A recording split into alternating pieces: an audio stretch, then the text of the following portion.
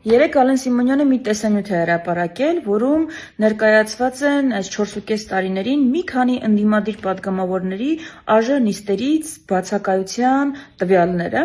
ու այդ տեսանյութը հրապարակվել է այսպես տպավորություն ստեղծելու, որ տեսեք, ընդդիմադիր այս պատգամավորները նիստերին չեն մասնակցում, բայց աշխատավարձ են ստանում քաղաքացիների հաշվին, որը կատարյալ սուտ է, որովհետև բացակայության համար որևէ պատգամավոր, հուսամ նաև ՔՊԱ-ականները չեն վարձատրվում։ Բայց ինչն է այստեղ հետաքրքիր։ Հետաքրքիր է, որ այդ ցանկում կա օրինակ իմ գործընկեր,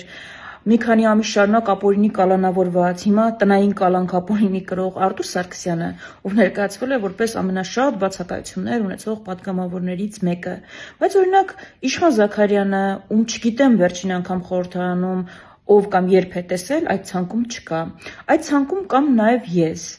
Պատկերացնում եք 4.5 տարի, հարյուրավոր ցույցեր, շարժումներ, ու այդ ամեն ինչը կազմակերպելու, մասնակցելու բերումով մի քանի նիստ բաց թողած պատգամավորները ներկայացնում են որպես շատ բացակայություններ ունեցող, ու այդ փաստը շատ գրավել է Ալեն Սիմոնյանի ուշադրությունը, որոշել է հաշվետվությամբ հանդես գալ հասարակության համար։ Ես իրականում խրախուսում եմ այդ մոտեցումը, եւ եթե այդ փաստը հետաքրքրել է, շատ լավ է, բայց կարծում եմ կան փաստեր, որ մեր հասարակությանը ավելի են հետաքրքրում, ու կոչ եմ անում Ալեն Սիմոնյանին այդ նույն բծախնդրությամբ հաշվետվություն ներկայացնել օրինակ այն նախագծերի ու առաջարկությունների մասին, որ ընդդիմությունը 4.5 տարիներին ներկայացրել է, ու դուք անգամ քննարկման առարկա եք հրաժարվել դարձնել։ Կոչ եմ անում օրինակ ներկայացնել ձեր կառավարության 7 տարիներին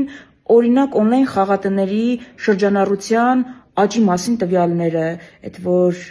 հարյուրավոր տոկոսներով մի քանի անգամներ ավելացել են։ Վստահ եմ կապեր կան, այդ թվերը դժվար չեն գտնել։ Կարող եք ներկայացնել հանցավորության աճի տվյալները, կարող եք ներկայացնել թմրադեղերի